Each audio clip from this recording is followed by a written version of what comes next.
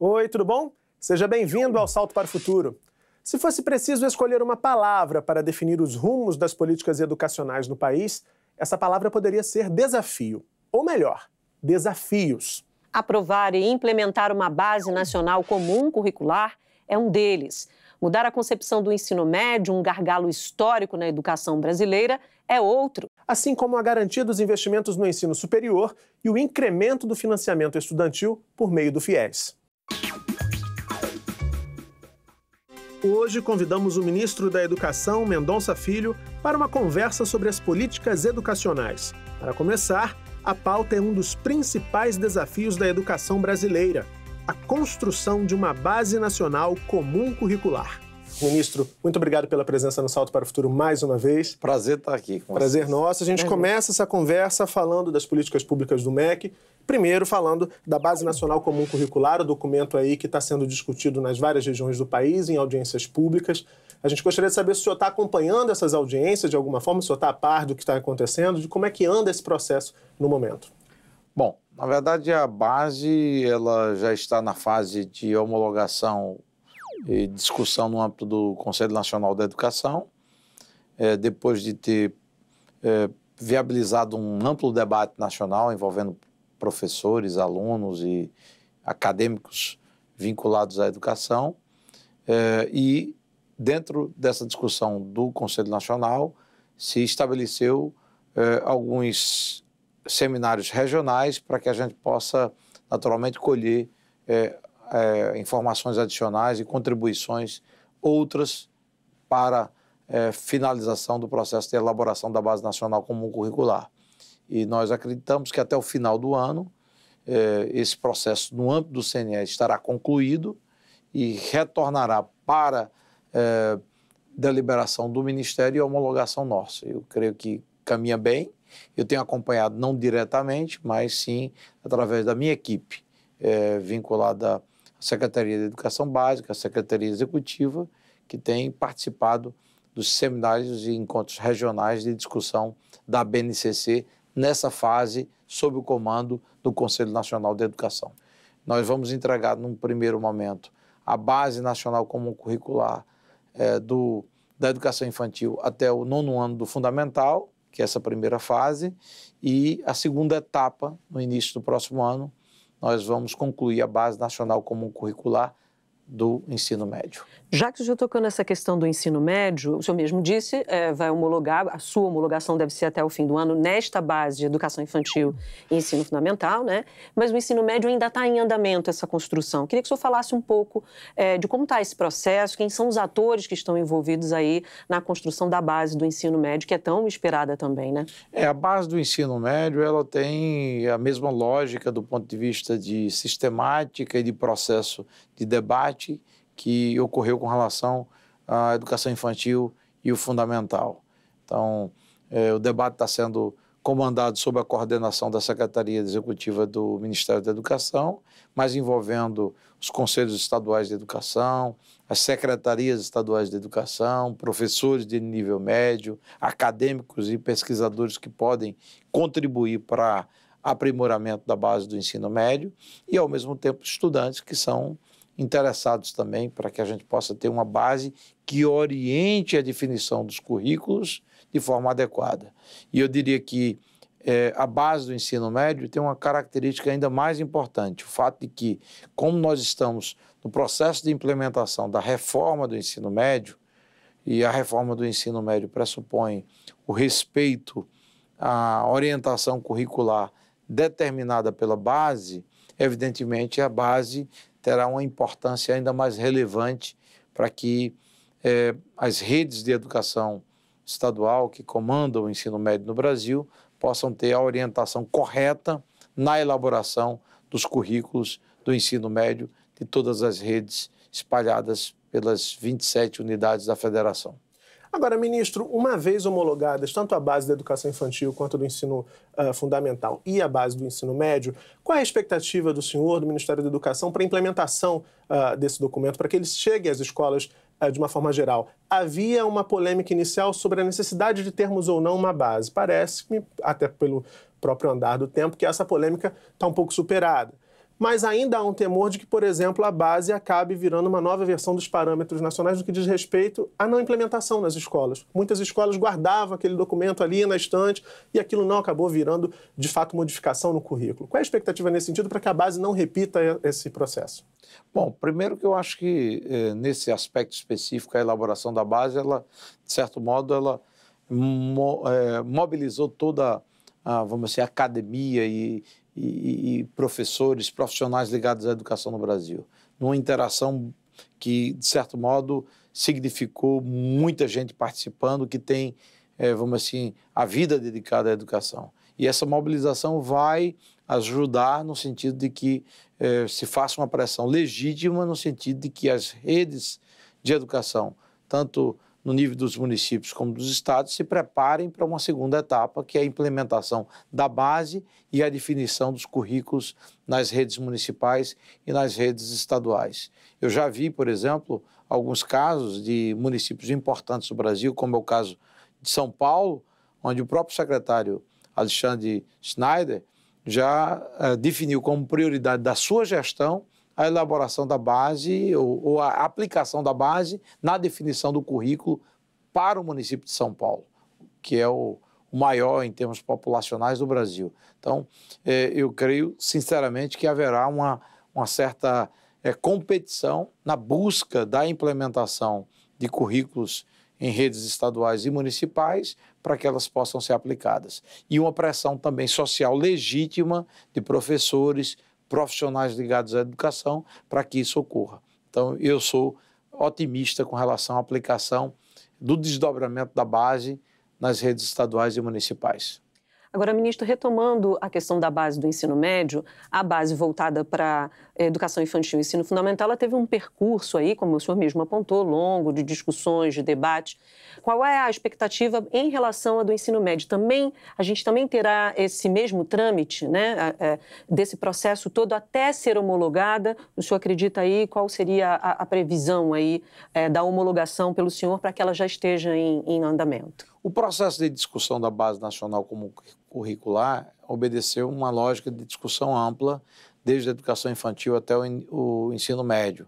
A rigor, houve, depois da minha posse como ministro da Educação e ouvindo técnicos e profissionais ligados à área, uma decisão de que nós deveríamos, primeiro, consagrar a base do ensino infantil e fundamental e, num segundo momento, o ensino médio. Então, essa lógica de discussão que envolveu infantil e fundamental é a mesma com relação à educação de nível médio. É evidente que, como o percurso do médio ele é mais curto do que todo o fundamental, por exemplo, ela é mais enxuta nesse aspecto, mas o processo de discussão e de participação social e de pessoas qualificadas ligadas à área da educação é exatamente o mesmo. Você acredita que em 2018 ela já esteja aí possível de começar uma implementação? Acredito que sim. E será vital para que a gente possa ter sucesso na implementação da reforma do ensino médio. Eu estimo que até o primeiro semestre, metade do primeiro semestre de 2018, nós tenhamos a consolidação e homologação da base do ensino médio. A gente vai falar da reforma do ensino médio daqui a pouquinho, ministro, mas sempre que se fala em base, sempre que se fala em currículo no campo da educação, e a gente aqui discute esses assuntos há algum tempo, a gente percebe que o currículo é um campo de tensão, né? Na abertura do programa de hoje, a gente disse que ia discutir os desafios das políticas públicas para a área da educação aqui no Brasil.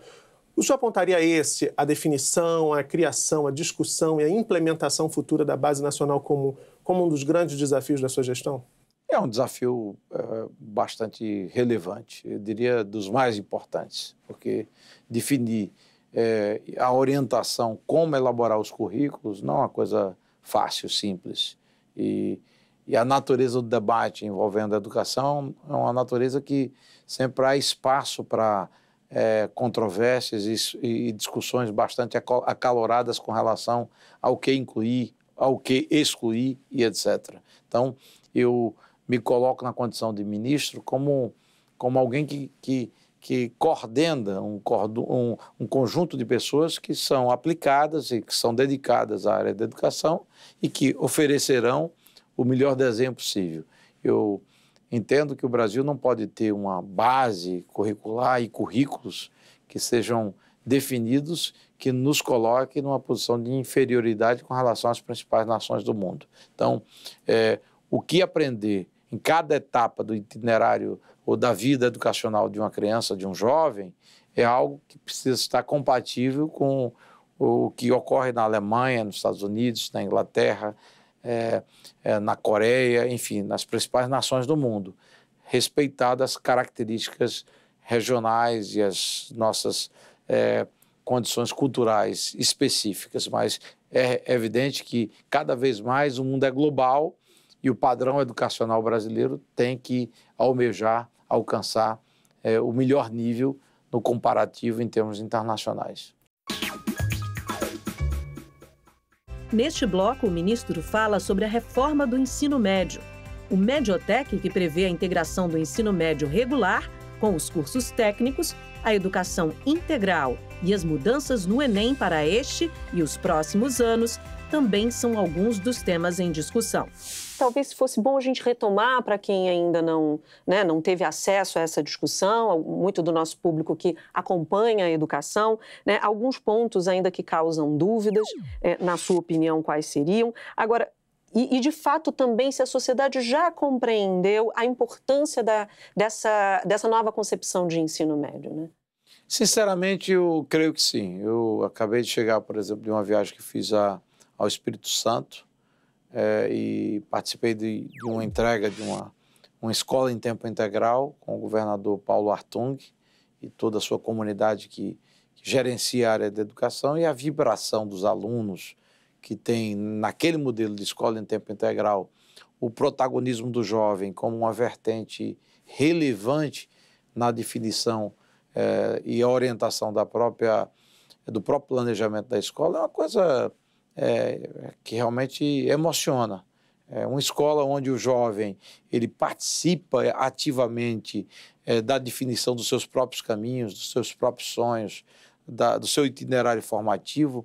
Ela tem uma outra realidade. O que ocorria e o que ocorre ainda no Brasil é que a realidade do nosso país ela é distante dos sonhos dos jovens, das suas vontades, das suas vocações, das suas aptidões. Então, ele sempre foi colocado à margem desse debate e dessa discussão. É evidente que a estrutura educacional ela precisa definir os conteúdos mínimos e necessários de aprendizagem com relação a cada etapa do ensino médio.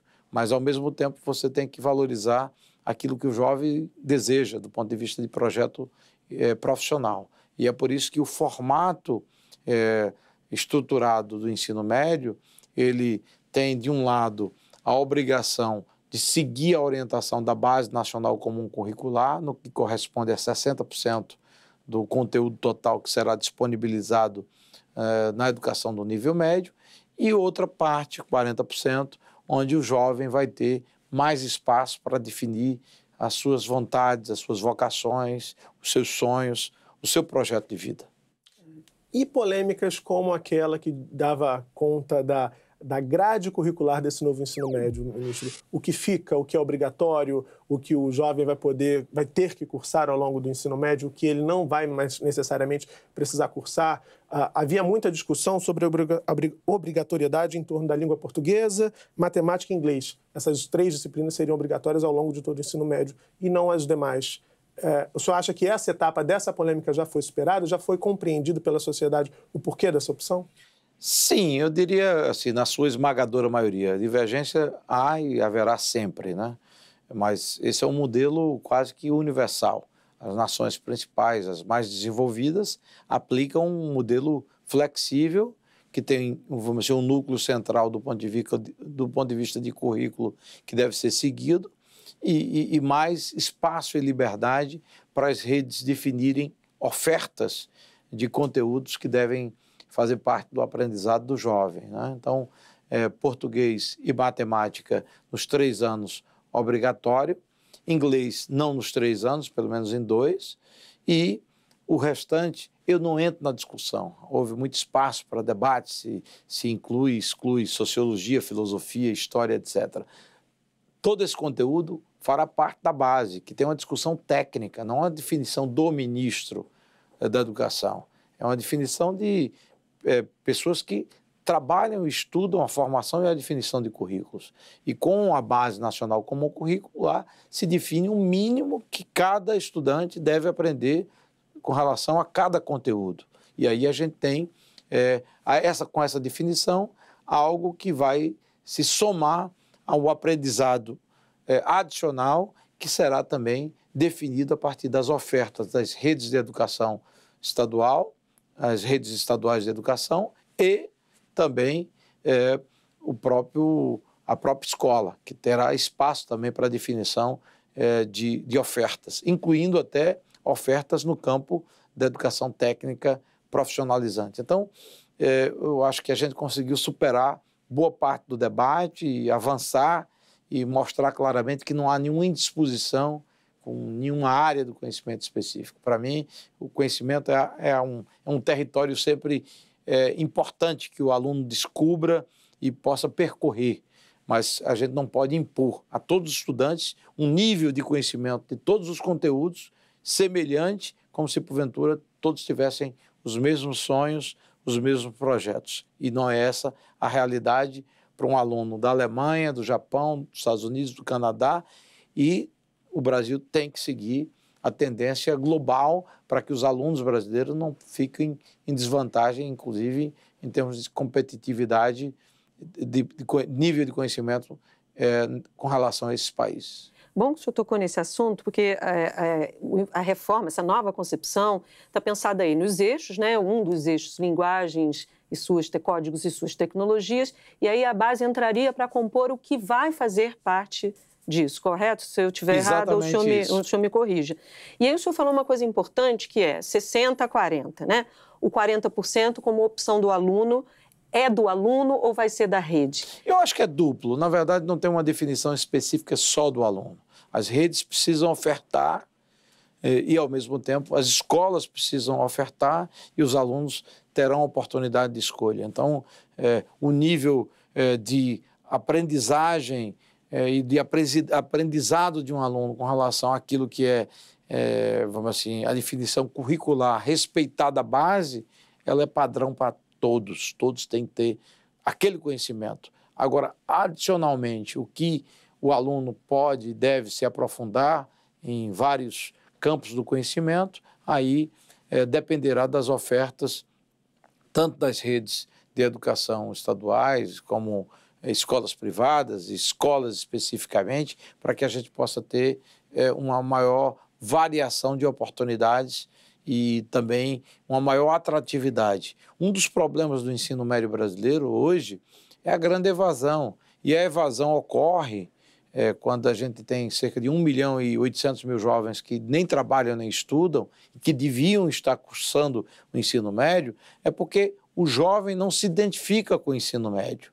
Ele entra na escola e se vê distante daquela realidade. Ele muitas vezes se depara com um conteúdo e diz, eu estou aprendendo isso para quê? Isso não vai me servir na minha vida profissional, eu quero, sei lá, fazer um curso de engenharia, ou mesmo na área de direito, ou de administração, ou quero fazer um curso técnico. Então, não que você vá necessariamente deixar ao julgamento do jovem tudo em termos de escolhas na definição daquilo que ele deve aprender no ensino médio, mas a gente tem que ter espaço e oportunidade para que haja mais flexibilidade e se valorize o protagonismo, os sonhos e as vontades e o projeto de vida do próprio jovem.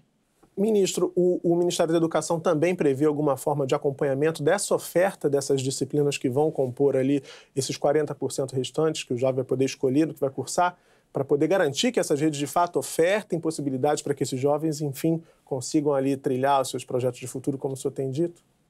Sim, a gente acompanha, a gente debate, a gente interage diretamente com o Concede, a gente promove fóruns de discussão com, por exemplo, os Conselhos Estaduais de Educação. Então, a gente tem estreitado esse tipo de interação com quem faz o dia a dia da rede de educação de nível médio, para que a gente possa promover, estimular e apoiar. E outras políticas públicas são importantes para que a gente valorize o fortalecimento da educação de nível médio no Brasil, que é uma das etapas da vida educacional que tem um desempenho mais, eu diria, distante do que seria razoável. A gente está estagnado em termos de IDEB desde 2011, portanto, há 6 anos.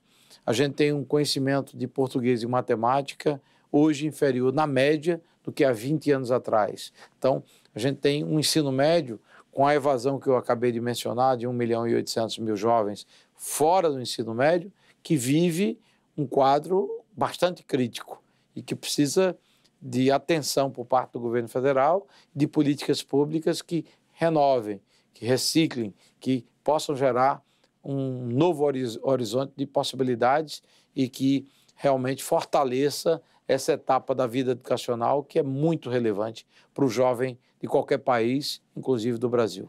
Essa é uma questão muito importante que o senhor toca. A gente está aqui há muitos anos na TV Escola e sempre viu aí que o gargalo, o ensino médio é considerado o gargalo, isso vem num crescente, essa evasão, né? Cada vez mais o jovem olhando para essa escola como uma escola que não representa, né? E uma das questões, o senhor tocou aí um ponto, que é a formação técnica. Muitos desejavam, nem todo mundo, né? Mas alguns sim, desejam já ter aí uma noção, né, de uma profissão ou de alguma forma de trabalho já nesse período, né, da vida escolar. Como é que está prevista essa articulação entre o ensino médio regular e o ensino médio técnico, né? Como é que vocês preveem isso? Vocês têm uma outra proposta, o Ministério tem uma outra proposta que é o Mediotec, né? Porque nem todas as redes também têm condições ou até hoje ofertam aí essa possibilidade de ter uma formação já em trabalho, né? Nessa etapa da educação básica. Bom, esse para mim é um dos problemas graves do ensino médio brasileiro, né? Porque ou você tem um ensino médio que garante o acesso visando à universidade, como se porventura todos os jovens tivessem o desejo e o projeto de vida de chegar à universidade, e outros ensinos médios, outro ensino médio que é do ensino médio casado ou concomitante com a educação técnica, que é muito específico das redes de educação técnica, como o do MEC, os Institutos Federais de Educação Técnica, que tem excelência do ponto de vista de formação, mas que não consegue abrigar toda a demanda por formação técnica. Então, os jovens que estudam em escolas públicas no Brasil, de nível médio, e que porventura não desejam acessar a universidade, muitos deles, os mais pobres, eles têm acumulado defasagem ao longo da sua vida educacional. Às vezes repetiu 1 ano, 2 anos ou 3 anos. Quando chega, ele está concluindo o ensino médio com idade mais avançada do que um jovem de classe média, às vezes com 19, 20 anos de idade. Só que ele tem a pressão em casa do pai e da mãe, dizendo a ele, você já passou do tempo de começar a trabalhar. Precisa trazer alguma contribuição para a renda familiar. Então, veja que situação injusta. Quer dizer, o jovem mais pobre, aquele que precisa ter um maior apoio para que ele possa acessar a educação de qualidade, ele é obrigado a trabalhar, muitas vezes trabalhar e estudar ao mesmo tempo, e aí ele conclui o ensino médio e a oferta de vaga de educação técnica só é pós a conclusão do ensino médio. E é por isso que nós criamos o Mediotec, para garantir oferta de educação técnica, o Mediotec, concomitante à educação de nível médio para os estudantes das escolas públicas, porque são esses estudantes que muitas vezes querem cursar um curso técnico profissionalizante e não tem.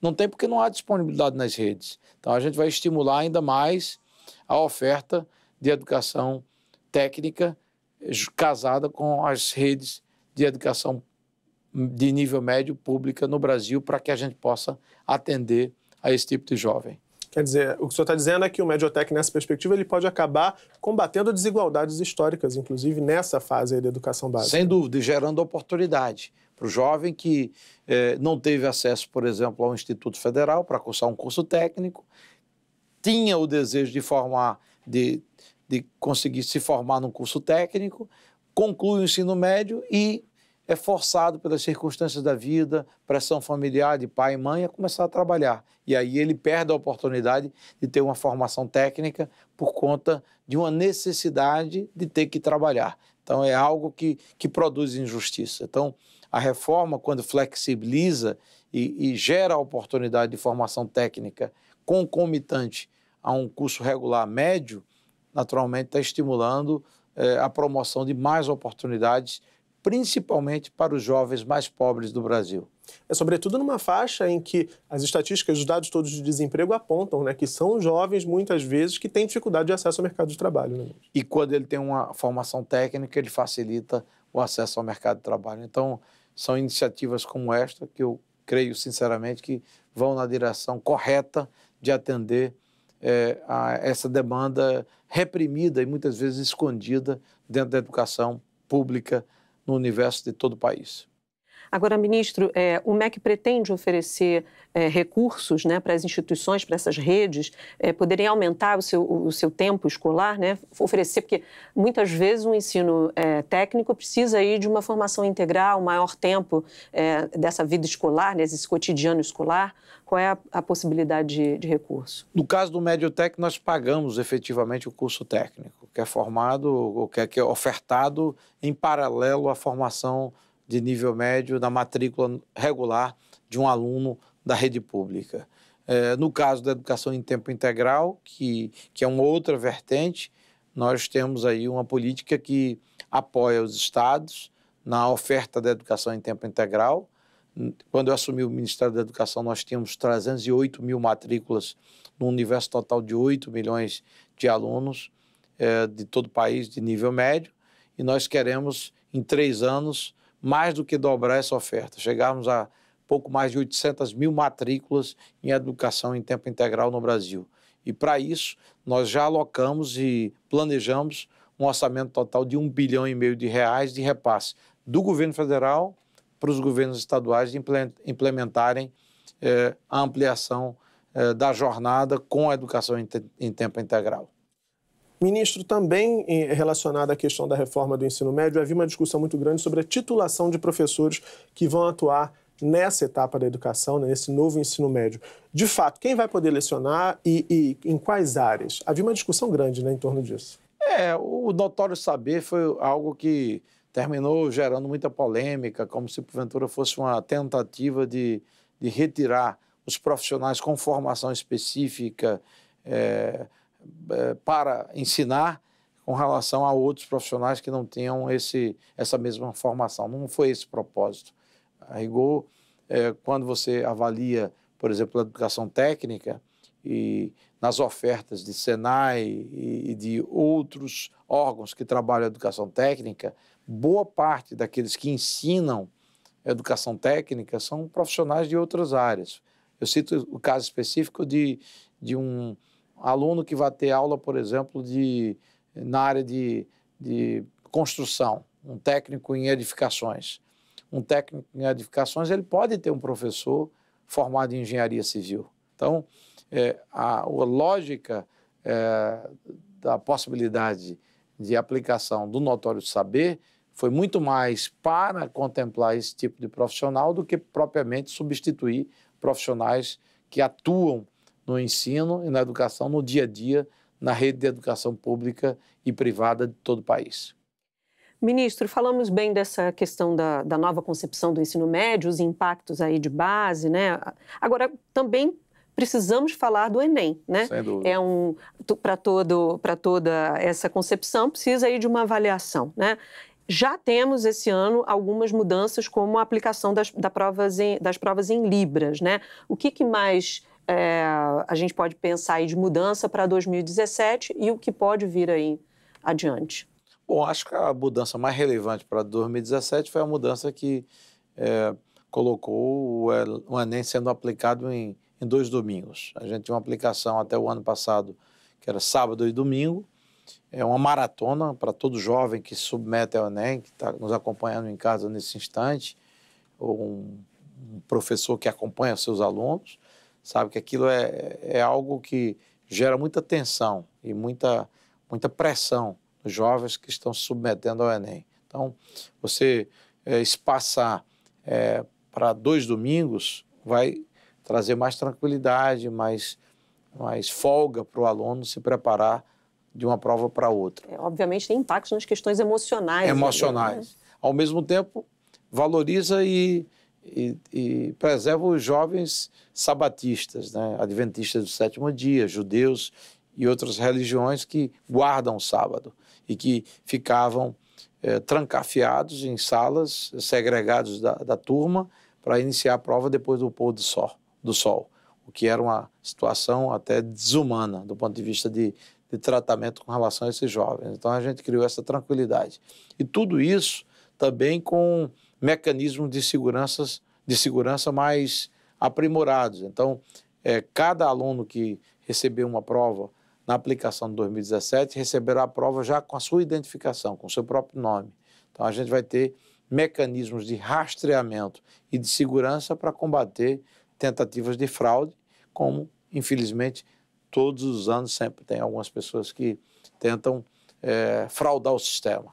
Então, eu creio que mais segurança, mais tranquilidade, mais transparência seriam as características mais relevantes do Enem 2017. E em 2018, o que já está no radar do MEC? O senhor falou das questões de segurança, falou dessa questão da diversidade dos sabatistas. Há uma série de questões envolvendo a logística da realização desse exame que precisam ser pensadas. Por isso também muitas vezes se discute aqui e ali possibilidade de repensar esse exame, de mudar a configuração dele. Já houve, por exemplo, discussão sobre a possibilidade de tornar o Enem um exame online. Enfim, o que está no radar do MEC para o futuro do Enem? Isso é um sonho. Eu não acho que seja um sonho inatingível, né? Até porque as tecnologias são cada vez mais modernas e interessantes no campo da internet, de uso de computadores, etc. É preciso ter segurança, né? Não é uma aplicação simples, que envolve alguns milhões de jovens e de pessoas que submetem ao Enem.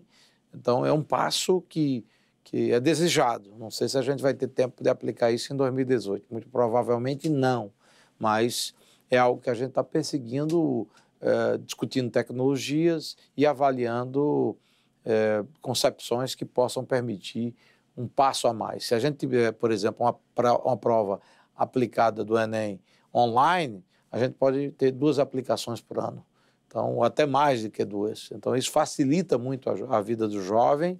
A gente precisa ter um banco de itens para que a gente possa ter disponibilidade de itens para aplicação de provas, respeitada a regra da TRI, que pressupõe um mesmo grau de severidade, o nível de aprendizado para todos os alunos. Então, a gente precisa ter tudo isso em consideração. E um ponto que eu queria destacar, que eu não afirmei, mas que é interessante, é que nós retiramos da aplicação do Enem o Enseja. Quer dizer, o Enseja, aqueles alunos que se submetem ou se submetiam ao Enem buscando a certificação do ensino médio, eles farão a prova em separado, não mais incluídos dentro do conjunto daqueles que se submetem ao Enem, porque seriam finalidades distintas e não teria sentido que nós tivéssemos o mesmo tipo de aplicação para quem quer acessar uma universidade ou simplesmente aquele jovem que quer uma certificação do ensino médio. Neste último bloco, o tema é o ensino superior. Tem pontos importantes em relação ao ensino superior. A gente gostaria de falar primeiro sobre o repasse de recursos. A gente está vivendo aí um momento em que algumas instituições alegam que estão aí sem recursos para dar continuidade, inclusive, né, ao seu ano letivo, né, às aulas. Por outro lado, a gente sabe, já vem uma discussão antiga, que as universidades aí consomem quase 60% aí do total do orçamento aí, da educação, bem mais do que quase que a soma aí de toda a educação básica, né? Como é que o MEC pretende resolver essa equação, se há possibilidade de repasse de recursos nesse momento que a gente está num momento aí de crise e de contenção aí de gastos? Bom, primeiro vamos fazer aí uma retrospectiva histórica, né? O orçamento para a educação superior no Brasil, no MEC, correspondia a cerca de 50% há 13, 14 anos atrás. Hoje corresponde, como você mencionou, a 60%. Contra 40% de aplicação da educação básica. É lógico que a educação superior é importante, mas não há como você garantir acesso à educação superior se você não tiver, do outro lado, uma educação básica de qualidade. E isso se dá numa cooperação entre o governo federal, junto com estados e municípios. Então, o MEC é o Ministério da Educação. Precisa atuar em educação infantil, educação fundamental, ensino médio, educação técnica e educação superior e até a pós-graduação, programas como mestrado, doutorado, que contam com o apoio do próprio Ministério por intermédio da CAPES. Então, é amplo demais o nosso leque de atuação. É relevante a atuação das universidades federais, são universidades públicas, das universidades estaduais e municipais, que compõem a rede de educação pública superior do Brasil. No caso específico da rede de educação federal, a gente tem também os institutos federais que ofertam vagas de educação técnica e até superior, e a gente precisa valorizar esse espaço e essa, vamos assim, essa estrutura que provê e garante acesso à educação de boa qualidade na sua esmagadora maioria dos cursos e das universidades. A gente tem dedicado grande atenção. Quando assumiu o MEC, a gente tinha 700 obras paradas nos institutos federais e das universidades federais. Retomamos a grande maioria dessas obras de expansão de campi e de estrutura e infraestrutura educacional para os institutos e universidades federais. Conseguimos realizar 100% do orçamento de custeio das universidades e institutos federais no ano passado. Estava tudo retido até maio, quando assumi, dia 13 de maio do ano passado. E neste ano de 2017, a aplicação do ponto de vista de custeio, ela já tinha atingido até ontem 70%, e hoje eu liberei mais 5 pontos percentuais, ou seja, de um total de um orçamento do MEC para institutos federais e institutos federais e universidades federais, eu já liberei 75% do orçamento do ano. Estamos em agosto.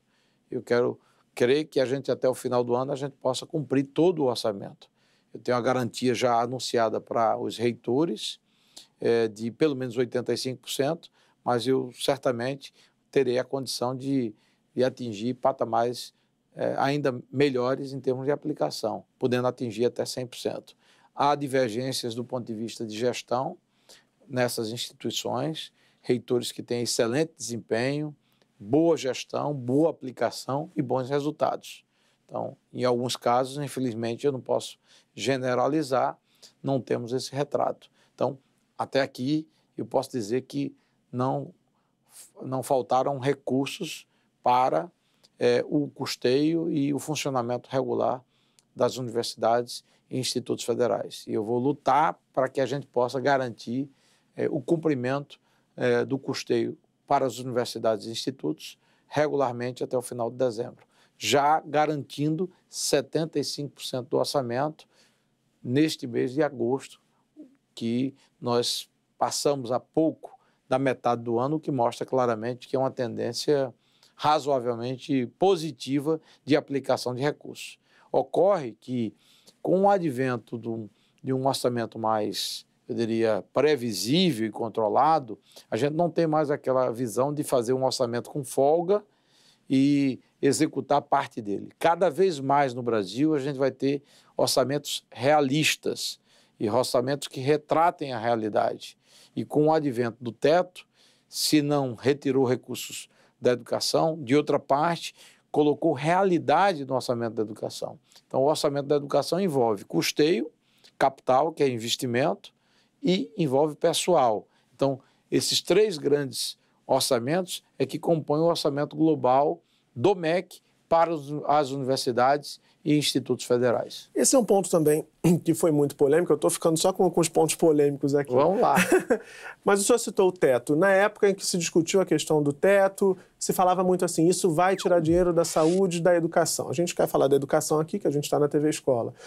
Por que não tira, né? O senhor acabou de dizer assim, não, o teto não tirou o dinheiro da área da educação. Ele congela. É uma oportunidade de explicar para quem nos acompanha aqui na TV Escola. Como é que vai funcionar isso? Eu vou exemplificar com uma coisa prática. O ano passado a gente tinha um orçamento de 129 bilhões de reais no Ministério da Educação. O orçamento de 2017 é de 139 bilhões de reais, portanto 10 bilhões a mais.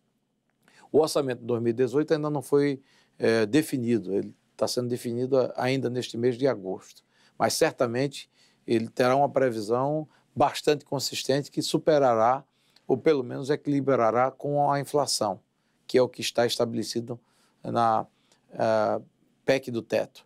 Então, está respeitado os compromissos de manutenção do valor de investimento na área da educação. Agora, o orçamento da educação envolve essas três grandes áreas, custeio, capital, que é investimento, e pessoal. E a gente precisa ter equilíbrio. Se você cresce demais o custeio, diminui investimento e pessoal. Se você cresce demais pessoal, você diminui custeio e investimento. Se você investe demais, você também sacrifica as outras áreas. Então, esse é o equilíbrio que precisa ser considerado. E, ao mesmo tempo, algo que eu disse, inclusive, ao presidente da Andifes, que é um reitor comprometido e sério, que é o reitor da Universidade Federal do Pará, é que, como ministro da Educação, é lógico que eu tenho que ter atenção e dedicação para com as universidades federais, os institutos federais. Mas eu sou ministro da Educação, tenho que cuidar da educação como um todo. Então, tenho que pensar a educação infantil, ensino fundamental, nível médio, as parcerias com estados e municípios. E aí a gente precisa equilibrar legitimamente e de forma muito transparente esse jogo legítimo de interesse que pleiteia recursos por parte do Ministério da Educação. Ministro, a gente está caminhando aí para o fim dessa conversa. A gente já está falando do ensino superior e uma das questões aí muito também polêmicas, né, é a questão do financiamento estudantil.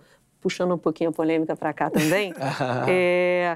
Gostaria que o senhor falasse um pouco dessa mudança. Eu sei que já foi divulgado, mas é importante que retome, né, para que o nosso público entenda bem por que da necessidade dessa mudança no novo FIES, que vem sendo chamado de novo FIES, né? Bom, o novo FIES, na verdade, ele veio para consertar o FIES antigo, que ele estava completamente desestruturado e comprometido em termos de médio prazo, né? Se a gente fosse permanecer com a regra do antigo FIES, ele quebraria e utilizaria todos os recursos do Ministério da Educação. A gente não teria mais recursos para a educação infantil, fundamental, para financiar as universidades públicas. A gente tem um rombo em potencial da ordem de 32 bilhões de reais do FIES antigo. Uma inadimplência que chegou à casa dos 46%. Então, é algo que a gente precisa rever. Isso foi fruto de uma política, ao meu ver, feita sem base na sustentabilidade praticada no universo do governo anterior, que levou o número de matrículas das universidades privadas de 60% para 76%, ampliando a participação do segmento privado na oferta de vagas para a educação superior no Brasil, em detrimento da educação ofertada pelas universidades públicas, estaduais, municipais e, sobretudo, federais. Então, para mim é uma política desastrosa do ponto de vista de resultado, já que ela, não tendo sustentabilidade, ela não pode se manter no longo prazo. Então, nós reestruturamos o programa, fizemos com que as instituições de ensino privadas, que são, de certo modo, beneficiárias do FIES, elas sejam sócias da inadimplência, porque toda a inadimplência ficava com o Tesouro, com o governo federal. Quer dizer, o lucro é privado e o prejuízo é público. Isso é uma lógica que não pode existir, né? Funcionou no passado, mas no nosso governo não vai funcionar, na minha gestão não vai funcionar. Então, a gente criou esse mecanismo de solidariedade com relação à inadimplência para que os donos de universidades, os empreendedores de universidades, as universidades confessionais sem fins lucrativos, mas que o estudante paga a mensalidade, elas possam ter também responsabilidade com relação à inadimplência. E, ao mesmo tempo, vamos garantir a ampliação do programa, com cerca de 300 mil vagas, 100 mil vagas com juros zero.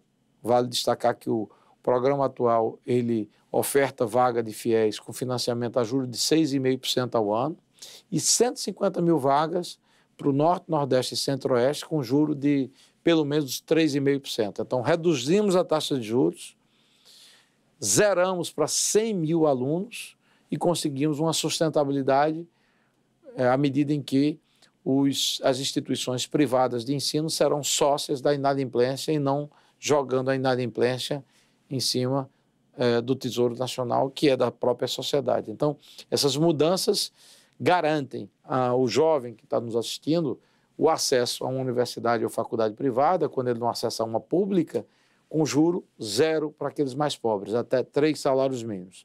E aqueles que têm uma melhor condição, podendo se financiar até 3,5 salário mínimo. Então, uma condição muito melhor e que vai gerar sustentabilidade e garantia de preservação com o novo FIES no médio e longo prazo. Isso para as novas vagas, quem já está, fica na regra antiga? Quem já está, permanece na regra antiga. Haverá a alternativa e opção de até migração para o outro FIES, o novo FIES, opcional, e essas regras serão divulgadas ao longo desse segundo semestre, início do próximo ano. Ministro, a gente está no finalzinho do programa de hoje. Está quase fazendo um ano que o senhor esteve pela primeira vez aqui no Salto para o Futuro. Nesse momento final, queria que o senhor fizesse um balanço aí desses desafios que o senhor enfrentou nessa gestão até o momento e qual é o grande desafio que o senhor pretende encarar daqui para frente, à frente do Ministério da Educação.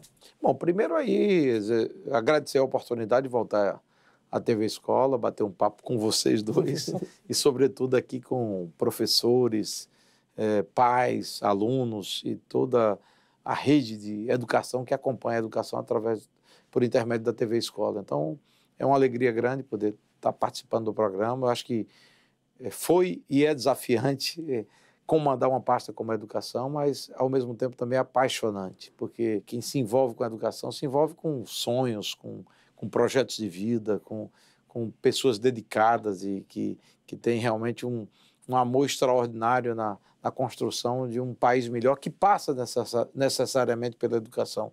Então, eu acho que a gente percorreu um caminho de êxitos. Eu citaria o caso do novo FIES, as mudanças no Enem, garantimos o Enem do ano passado com sucesso, apesar de todo aquele tumulto gerado por ocupações e invasões de escolas, etc., mas, graças a Deus, tudo terminou bem.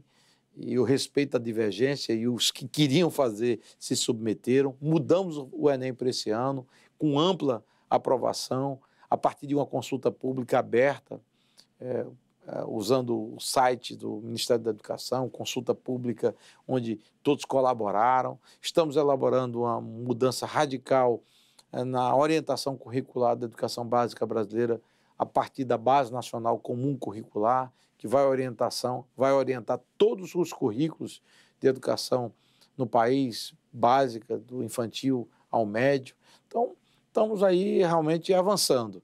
E temos também duas grandes e importantes novidades, como, por exemplo, a questão do novo ensino médio, que, para mim, é algo transformador dessa realidade, que cada vez mais galvaniza apoios e interpretações positivas e que precisa a sociedade abraçar.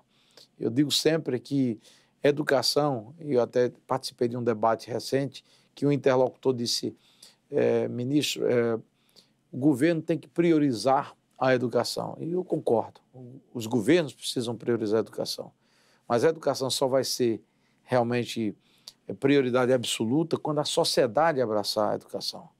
E os governos, eles refletem muitas vezes a pressão da própria sociedade. Então, a sociedade tem que entender que não basta cuidar do nosso filho, no indivíduo cuidando da sua família. Preciso todos se darem conta de que a educação é algo mais amplo e que a gente precisa cuidar das crianças e jovens do Brasil, que é, vamos assim, um caminho transformador da realidade de vida de qualquer país. O Brasil, para ser justo, para ser um país próspero, para ser um país harmônico, precisa ter mudanças profundas na área da educação que promovam, de fato, a equidade e mais oportunidade. E é isso que eu estou procurando construir. Não farei isso sozinho, preciso de todos colaborando e vou, dentro do meu espaço de responsabilidade, me dedicar como eu tenho feito para que a gente possa avançar na agenda da educação no Brasil.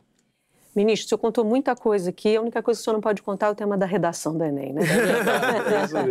A gente agradece muito a sua presença mais uma vez aqui na TV Escola, foi um prazer, né, Murilo? Muito obrigado, ministro. Obrigado a vocês e a vocês. E assim termina o programa de hoje. Agradecemos mais uma vez ao ministro da Educação, Mendonça Filho, que foi nosso convidado no programa. Se você quiser deixar seu comentário sobre o salto de hoje ou sugerir outros temas para o programa, é só acessar o Facebook da TV Escola. O endereço já está na tela, facebook.com/TV Escola. No Facebook, você também encontra os temas dos próximos programas. Pode enviar perguntas que quer que a gente faça aos convidados, além, é claro, de acompanhar as novidades da TV Escola. Para rever esse e outros programas, você tem 2 caminhos. Pode acessar o nosso site, tvescola.mec.gov.br/salto, ou baixar o aplicativo da TV Escola. Está disponível para celulares e tablets. É só baixar o app nas lojas de aplicativos online. Dá para acompanhar os programas da TV Escola em tempo real. Você não pode perder essa oportunidade de carregar a gente para onde for. Bom, o Salto para o Futuro de hoje fica por aqui. A gente se vê no próximo programa aqui na TV Escola, o canal da educação. Tchau. Tchau.